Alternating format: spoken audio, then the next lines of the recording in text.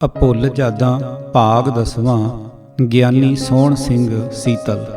ਮੇਰੀਆਂ ਬਿਮਾਰੀਆਂ ਇੰਗਲੈਂਡ ਵਿੱਚ ਕੀ ਵੇਖਿਆ, ਕੌਣ ਜਾਏ ਜੋਕ ਪਰ, ਦਿੱਲੀ ਕੀ ਗਲੀਆਂ ਛੋੜ ਕਰ, ਅਤੇ ਬੋਦੀ ਵਾਲਾ ਤਾਰਾ। ਵਾਹਿਗੁਰੂ ਜੀ ਕਾ ਖਾਲਸਾ, ਵਾਹਿਗੁਰੂ ਜੀ ਕੀ ਫਤਿਹ। ਮੇਰੀਆਂ ਬਿਮਾਰੀਆਂ। ਮੇਰਾ ਨਿਸ਼ਚਾ ਹੈ ਕਿ ਪਿਛਲੇ ਜਨਮ ਦੇ ਕਰਮ ਇਨਸਾਨ ਦੇ ਨਾਲ ਆਉਂਦੇ ਹਨ। ਬੈਂਕ ਦੇ ਡੈਬਿਟ ਕ੍ਰੈਡਿਟ ਖਾਤੇ ਵਾਂਗ ਉਹਨਾਂ ਤੋਂ ਇਨਕਾਰ ਨਹੀਂ ਕੀਤਾ ਜਾ ਸਕਦਾ।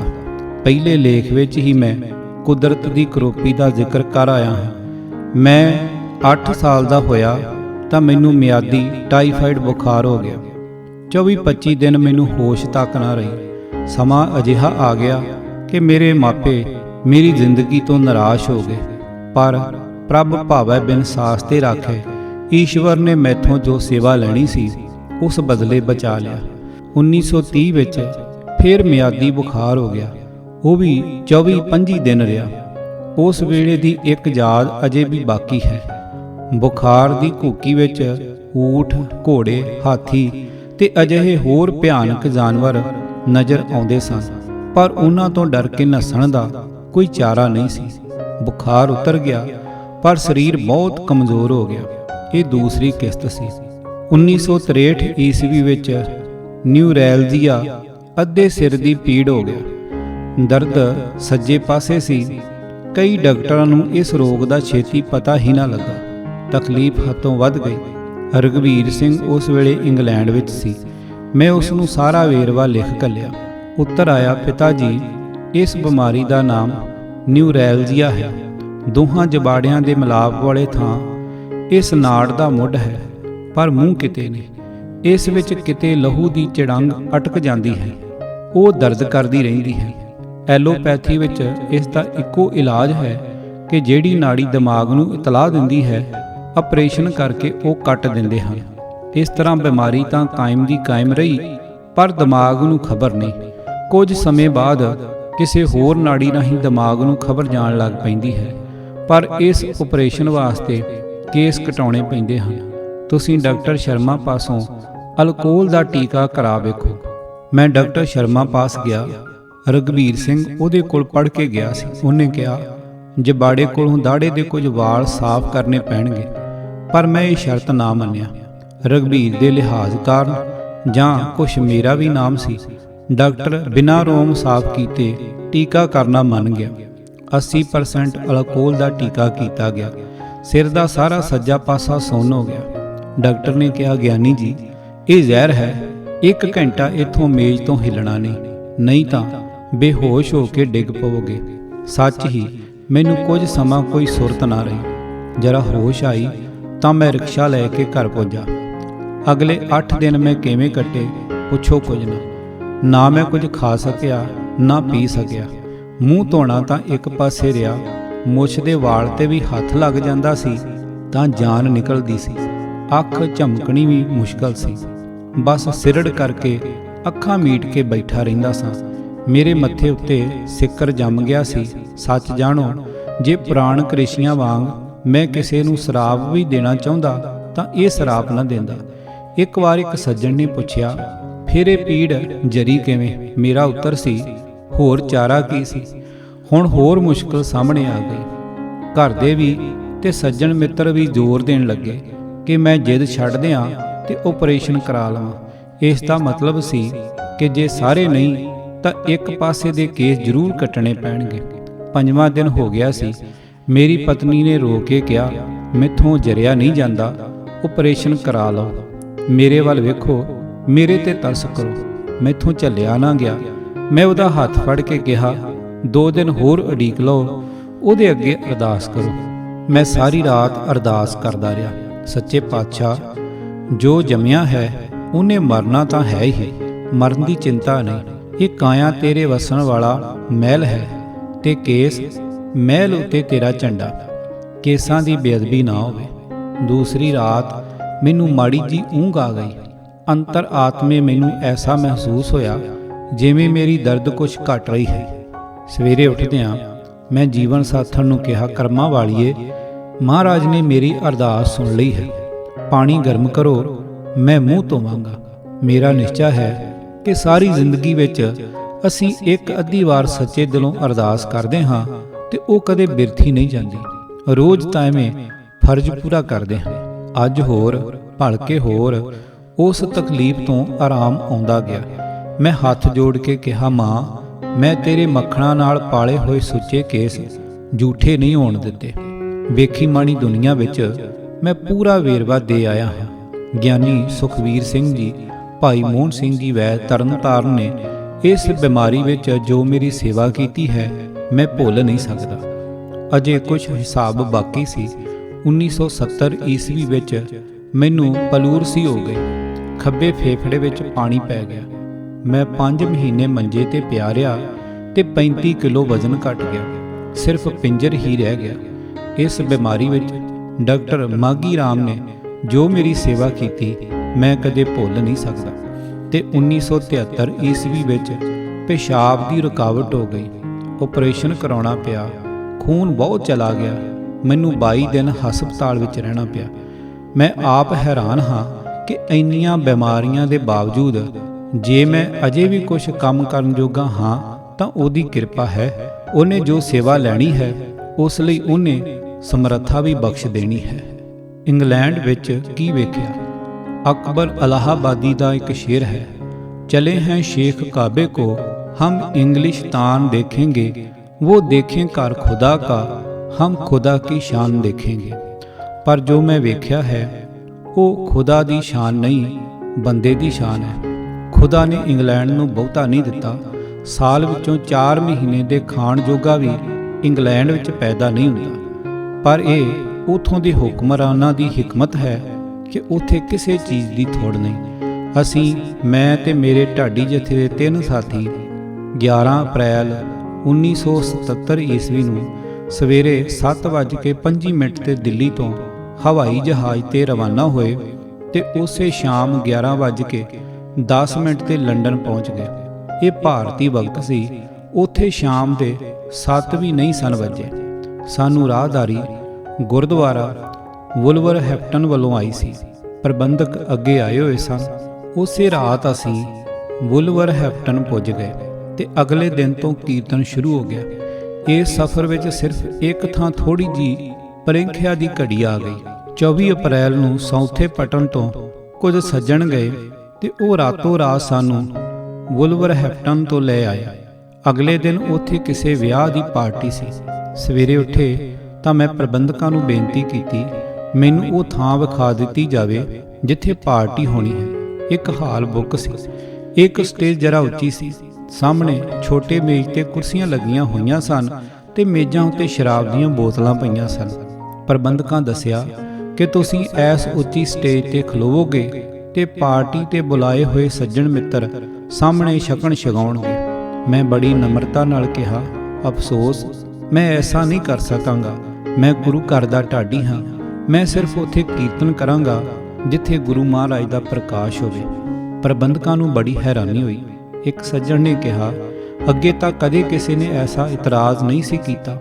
इत्थे सारे ही छकदे छकाउंदे ने। 100-150 सज्जण होणगे। हर एक पाउंड तां दिंदा ही है। असां सोचिया सी आप इन्नी दूरों आए हो, कुछ सेवा हो जाएगी।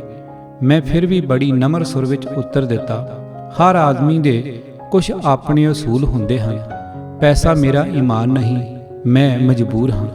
असीं 28 जुलाई तक इंग्लैंड रहे। वधेरे खिच सी कुछ उचेचियां यादगारां वेखण दी। एक दिन असीं महाराजा रणजीत सिंह दी सुनहरी कुर्सी वेखण गए पर सफल ना होए। एक मित्र दी कार ते गए सां पर 2 घंटे चक्कर ला के मुड़ आए। कार खड़ी करन वास्ते जगह ना मिली। अगले दिन कोहिनूर वेखण दा प्रोग्राम सी। असां पिछले दिन वाली गलती नहीं की। अंडरग्राउंड रेल पकड़ लई। इंजीनियरी दा कमाल। उपर शानदार इमारतां खड़ियां ने ते धरती दी हिक अंदर रेल दौड़ी जा रही है। नेड़े दे स्टेशन ते उतर के असीं थोड़ा पैदल तुर के लंडन टावर जा पुजे। बहुत वड्डा अजायब घर है। टिकटां लैके अंदर गए। अनेकां मुल्कां तो लुट खो के लिआंदियां बहुमुल्लियां वस्तां उत्थे पईयां हन, पर साडी खिच तां सिर्फ कोहिनूर वास्ते सी। एक अलमारी दे विच कोहिनूर पिया सी ਪਰ ਉਹ ਵੀ ਭਾਰਤ ਵਾਂਗ 3 ਟੁਕੜੇ ਹੋ ਚੁੱਕਾ ਸੀ। ਤਾਜ ਵਿੱਚ ਸਜਾਇਆ ਹੋਇਆ ਸੀ। ਵਿਚਲਾ ਟੁਕੜਾ ਵੱਡਾ ਸੀ ਤੇ ਪਾਸਿਆਂ ਦੇ ਛੋਟੇ। ਬੜੀ ਸੁਰਖ ਚਮਕ ਸੀ, ਜਿਵੇਂ ਬਿਜਲੀ ਦਾ ਲਾਲ ਬਲਬ ਜਗ ਰਿਹਾ ਹੋਵੇ। ਉਸ ਅਲਮਾਰੀ ਦੇ ਸਾਹਮਣੇ ਲੋਹੇ ਦੀਆਂ ਮੋਟੀਆਂ ਸੀਖਾਂ ਦਾ ਜੰਗਲਾ ਸੀ। 2 ਪੁਲਿਸ ਦੇ ਸਿਪਾਹੀ ਜੰਗਲੇ ਦੇ ਅੰਦਰ ਖੜੋਤੇ ਸਨ ਤੇ 2 ਬਾਹਰ। ਵੇਖਣ ਵਾਲਿਆਂ ਨੂੰ ਸਾਹਮਣੇ ਖਲੋਣ ਜਾਂ ਫੋਟੋ ਲੈਣ ਦੀ ਆਗਿਆ ਨਹੀਂ ਸੀ। ਅਸੀਂ ਜਿੰਨੀ ਹੌਲੀ ਚੱਲ ਸਕਦੇ ਸਾਂ ਤੁਰਦੇ ਅਗਾਂਹ ਲੰਘ ਗਏ। ਉਹ ਸਾਰੀ ਰਾਤ ਮੈਨੂੰ ਨੀਂਦ ਨਹੀਂ ਆਈ। ਸਭ ਤੋਂ ਵਧੇਰੇ ਮਨ ਤੇ ਚੋਟ ਲੱਗੀ ਜਿਸ ਦਿਨ ਮਹਾਰਾਜਾ ਦਲੀਪ ਸਿੰਘ ਦੀ ਕਬਰ ਵੇਖਣ ਗਏ। ਸਾਊਥ ਹਾਲ ਲੰਡਨ ਵਿੱਚ ਛੋਟਾ ਪੰਜਾਬ ਤੋਂ 95 ਮੀਲ ਦੂਰ ਹੈ। ਇੱਕ ਪੁਰਾਣਾ ਗਿਰਜਾ ਹੈ ਜਿਸ ਦਾ ਦਰਵਾਜ਼ਾ ਸਦਾ ਬੰਦ ਰਹਿੰਦਾ ਹੈ। ਉਸ ਦੇ ਤਿੰਨੀ ਪਾਸੀਂ ਗੋਰਿਆਂ ਦੀਆਂ ਕਬਰਾਂ ਹਨ। 27 ਜੁਲਾਈ ਨੂੰ ਅਸੀਂ ਉੱਥੇ ਪੁੱਜੇ। ਗੋਰਿਆਂ ਦੀਆਂ ਕਬਰਾਂ ਵਿੱਚ ਘਿਰੀਆਂ ਹੋਈਆਂ ਮਹਾਰਾਜਾ ਰਣਜੀਤ ਸਿੰਘ ਦੇ ਪਰਿਵਾਰ ਦੀਆਂ 3 ਕਬਰਾਂ ਹਨ। ਉਹਨਾਂ ਦੇ ਸਿਰਹਾਣੇ ਖੜੀਆਂ ਸਿੱਲਾਂ ਉੱਤੇ ਅੰਗਰੇਜ਼ੀ ਵਿੱਚ ਲਿਖਿਆ ਹੋਇਆ ਹੈ, ਮਹਾਰਾਜਾ ਦਲੀਪ ਸਿੰਘ ਬਹਾਦਰ, ਜਨਮ 4 ਸਤੰਬਰ 1838 ਈਸਵੀ, ਚਲਾਣਾ 22 ਅਕਤੂਬਰ 1893 ਈਸਵੀ। ਉਹਨਾਂ ਦੇ ਖੱਬੇ ਹੱਥ ਉਹਨਾਂ ਦੀ ਪਹਿਲੀ ਪਤਨੀ ਸੁੱਤੀ ਪਈ ਹੈ। ਉਸ ਤੇ ਲਿਖਿਆ ਹੈ ਮਹਾਰਾਣੀ ਬੰਬਾ, ਜਨਮ 6 ਜੁਲਾਈ 1848 ਈਸਵੀ, ਚਲਾਣਾ 18 ਅਗਸਤ 1887 ਈਸਵੀ। ਤੀਸਰੀ ਕਬਰ ਉਹਨਾਂ ਦੇ ਸਭ ਤੋਂ ਛੋਟੇ ਲੜਕੇ ਦੀ ਹੈ। ਲਿਖਿਆ ਹੈ ਐਡਵਰਡ ਦਲੀਪ ਸਿੰਘ, ਜਨਮ 20 ਅਗਸਤ 1879 ਈਸਵੀ, ਚਲਾਣਾ 1 ਜੁਲਾਈ 1893 ਈਸਵੀ। ਨੇੜੇ ਕੋਈ ਵਸੋਂ ਨਹੀਂ। ਮਹਾਰਾਜਾ ਦਲੀਪ ਸਿੰਘ ਨੇ ਜੋ ਆਪਣੇ ਵਾਸਤੇ ਘਰ ਬਣਾਇਆ ਸੀ, ਐਲਵੇਡਨ ਮਹਿਲ, ਉਹ ਉਸ ਥਾਂ ਤੋਂ 300-400 ਗਜ ਦੂਰ ਹੈ। ਜਦ ਮੈਂ ਤੀਸਰੀ ਵਾਰ ਫਿਰ ਇੰਗਲੈਂਡ ਗਿਆ, 15 ਮਈ 1981 ਨੂੰ ਫਿਰ ਦਲੀਪ ਸਿੰਘ ਦੀ ਕਬਰ ਵੇਖਣ ਗਏ। ਪਹਿਲੇ ਸੁੱਕੇ ਫੁੱਲ ਉਠਾ ਕੇ ਉੱਥੇ ਸੱਜਰੇ ਧਰ ਦਿੱਤੇ। ਦਿਲ ਭਰ ਆਇਆ। ਇੱਕ ਉਰਦੂ ਦਾ ਸ਼ੇਰ ਯਾਦ ਆ ਗਿਆ, ਬਰਸੋਂ ਰਹਾ ਜਿਨਕੇ ਸਰ ਪੈ ਸ਼ਤਰ ਜ਼ਰੀ, ਤੁਰਬਤ ਪੈ ਨਾ ਉਨਕੀ ਸ਼ਮਿਆਨਾ ਦੇਖਾ। ਇਹ ਇੰਗਲੈਂਡ ਦੀ ਪਹਿਲੀ ਫੇਰੀ ਦੀ ਕਹਾਣੀ ਹੈ। 28 ਜੁਲਾਈ ਨੂੰ ਮੇਰੇ ਸਾਥੀ ਦੇਸ਼ ਨੂੰ ਵਾਪਸ ਪਰਤ ਆਏ ਤੇ ਅਸੀਂ ਦੋਵੇਂ ਜੀ ਕੈਨੇਡਾ ਨੂੰ ਤੁਰ ਗਏ। ਕੌਣ ਜਾਏ ਜੋਕ ਪਰ ਦਿੱਲੀ ਕੀ ਗਲੀਆਂ ਛੋੜ ਕਰ। ਹਜ਼ਰਤ ਜੌਂਕ ਉਰਦੂ ਦੇ ਮਹਾਨ ਸ਼ਾਇਰ ਸਨ। ਆਪ ਅੰਤਮ ਮੁਗਲ ਬਾਦਸ਼ਾਹ ਬਹਾਦਰ ਸ਼ਾਹ ਜ਼ਫਰ ਦੇ ਉਸਤਾਦ ਵੀ ਸਨ। ਉਸਤਾਦ ਬਾਦਸ਼ਾਹ ਦੇ ਤੇ ਤਨਖਾਹ 5 ਰੁਪਏ ਮਹੀਨਾ। ਹਜ਼ਰਤ ਜੌਂਕ ਆਪਣੀ ਗਰੀਬੀ ਵਿੱਚ ਹੀ ਖੁਸ਼ ਸਨ। ਇੱਕ ਵਾਰ ਨਵਾਬ ਹੈਦਰਾਬਾਦ ਦਾ ਆਦਮੀ ਦਿੱਲੀ ਆਇਆ। ਨਵਾਬ ਸਾਹਿਬ ਵੱਲੋਂ ਉਸ ਨੂੰ ਬੜੀ ਚੰਗੀ ਤਨਖਾਹ ਤੇ ਹਰ ਕਿਸਮ ਦੀਆਂ ਸਹੂਲਤਾਂ ਦਾ ਵਾਅਦਾ ਕੀਤਾ। ਕਈ ਦਿਨ ਸੋਚਣ ਪਿੱਛੋਂ ਹਜ਼ਰਤ ਜੌਂਕ ਨੇ ਇਹ ਉੱਤਰ ਦਿੱਤਾ, ਕੌਣ ਜਾਏ ਜੌਂਕ ਪਰ ਦਿੱਲੀ ਕੀ ਗਲੀਆਂ ਛੋੜ ਕਰ। ਸਾਡਾ ਛੋਟਾ ਪੁੱਤਰ ਡਾਕਟਰ ਰਘਬੀਰ ਸਿੰਘ ਸੀਤਲ ਕੈਨੇਡਾ ਦਾ ਸ਼ਹਿਰੀ ਬਣ ਚੁੱਕਾ ਸੀ। ਉਸ ਤੋਂ ਵੱਡਾ ਸੁਰਜੀਤ ਸਿੰਘ ਵੀ ਉੱਥੇ ਜਾ ਵਸਿਆ।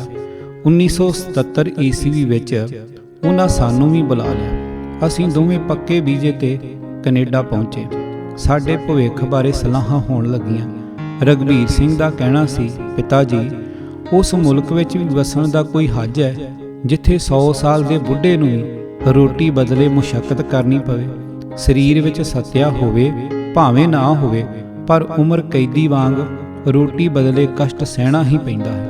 ਇੱਥੇ 65 ਸਾਲ ਦੀ ਉਮਰ ਪਿੱਛੋਂ ਰੋਟੀ, ਕੱਪੜੇ ਤੇ ਰਿਹਾਇਸ਼ ਦੀ ਜ਼ਿੰਮੇਵਾਰੀ ਸਰਕਾਰ ਦੇ ਸਿਰ ਹੈ।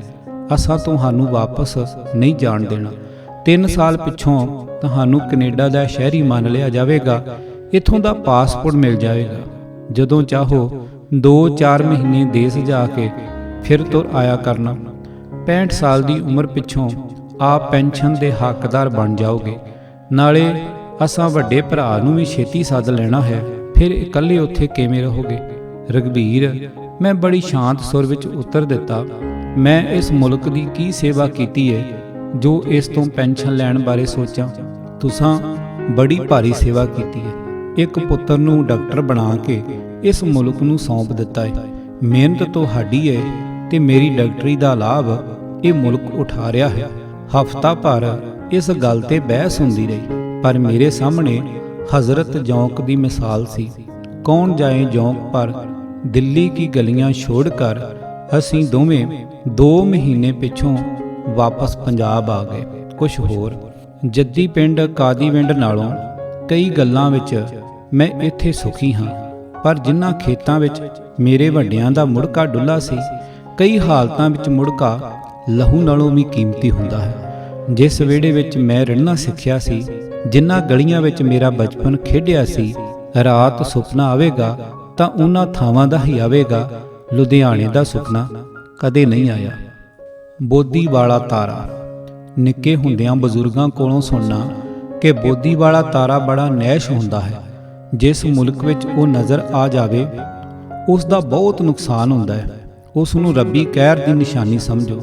ਕਹਿੰਦੇ ਨੇ ਉਦੋਂ ਪੰਜਾਬ ਵਿੱਚ ਬੋਦੀ ਵਾਲਾ ਤਾਰਾ ਨਜ਼ਰ ਆਇਆ ਸੀ ਜਦ ਅਹਿਮਦ ਸ਼ਾਹ ਅਬਦਾਲੀ ਨੇ ਦਰਬਾਰ ਸਾਹਿਬ ਢਾਇਆ ਸੀ। ਅਬਦਾਲੀ ਪਰਦੇਸੀ ਲੁਟੇਰਾ ਸੀ, ਉਹਦਾ ਕੋਈ ਧਰਮ ਨਹੀਂ ਸੀ। ਧਰਮ ਹੁੰਦਾ ਤਾਂ 4 ਵਰਨਾਂ ਦੇ ਸਾਂਝੇ ਦਰਬਾਰ ਨੂੰ ਨਾ ਢਾਉਂਦਾ, ਜਿਹਦੀ ਨੀਂਹ ਇੱਕ ਮੁਸਲਮਾਨ ਧਰਮਾਤਮਾ ਮੀਆਂ ਮੀਰ ਨੇ ਰੱਖੀ ਸੀ। ਇਹ ਸਭ ਬੋਦੀ ਵਾਲੇ ਤਾਰੇ ਦਾ ਅਸਰ ਸੀ। ਅੱਜ ਮੈਂ ਸੋਚਦਾ ਹਾਂ ਕਿ ਕੋਈ ਵੀ ਗੈਰ ਮਾਮੂਲੀ ਤਾਰਾ ਸਦਾ ਨੈਸ਼ ਹੁੰਦਾ ਹੈ, ਭਾਵੇਂ ਉਹ ਬੋਦੀ ਵਾਲਾ ਹੋਵੇ, ਭਾਵੇਂ ਨੀਲਾ ਤਾਰਾ। 1984 ਈਸਵੀ ਵਿੱਚ ਨੀਲਾ ਤਾਰਾ ਚਮਕਿਆ, ਉਹਨੇ ਅਕਾਲ ਤਖਤ ਢਾ ਦਿੱਤਾ। ਇਹ ਕੁਛ ਸਾਡੇ ਆਪਣੇ ਰਾਜ ਵਿੱਚ ਹੋਇਆ, ਜਿਹੜਾ ਸਾਡੀਆਂ ਵੋਟਾਂ ਨਾਲ ਬਣਿਆ ਸੀ। ਫਾਰਸੀ ਦਾ ਮੁਹਾਵਰਾ ਹੈ, ਕਹਿਰ ਦਰਵੇਸ਼ ਬਰ ਜਾਨ ਦਰਵੇਸ਼। ਕਈ ਦਿਨ ਮੈਨੂੰ ਨੀਂਦ ਨਾ ਆਈ। ਸਿੱਖ ਅੰਮ੍ਰਿਤਸਰ ਜਾਵੇ ਤੇ ਦਰਬਾਰ ਸਾਹਿਬ ਦੇ ਦਰਸ਼ਨਾਂ ਬਿਨਾਂ ਹੀ ਪਰਤ ਆਵੇ, ਬੜੀ ਅਨੋਖੀ ਗੱਲ ਜਾਪਦੀ ਹੈ। ਮੈਂ 3 ਵਾਰ ਗਿਆ, ਪਰ ਦਰਬਾਰ ਸਾਹਿਬ ਦੇ ਹਜ਼ੂਰ ਜਾਣ ਦੀ ਹਿੰਮਤ ਨਾ ਪਈ। ਕਿੰਨਾ ਵੀ ਗਹਿਰਾ ਜ਼ਖਮ ਹੋਵੇ, ਉਸ ਤੇ ਥੋੜਾ ਬਹੁਤਾ ਅੰਗੂਰ ਆ ਹੀ ਜਾਂਦਾ ਹੈ। ਢਾਉਣ ਵਾਲਿਆਂ ਅਕਾਲ ਤਖਤ ਮੁਰੰਮਤ ਕਰਵਾ ਦਿੱਤਾ, ਕੱਚੇ ਜ਼ਖਮ ਤੇ ਪੱਟੀ ਬੰਨ੍ਹ ਦਿੱਤੀ। ਸਰੋਵਰ ਦੀ ਸਫਾਈ ਦੀ ਸੇਵਾ ਬਾਬਾ ਖੜਕ ਸਿੰਘ ਜੀ ਬੀੜ ਸਾਹਿਬ ਵਾਲਿਆਂ ਨੂੰ ਸੌਂਪ ਦਿੱਤੀ।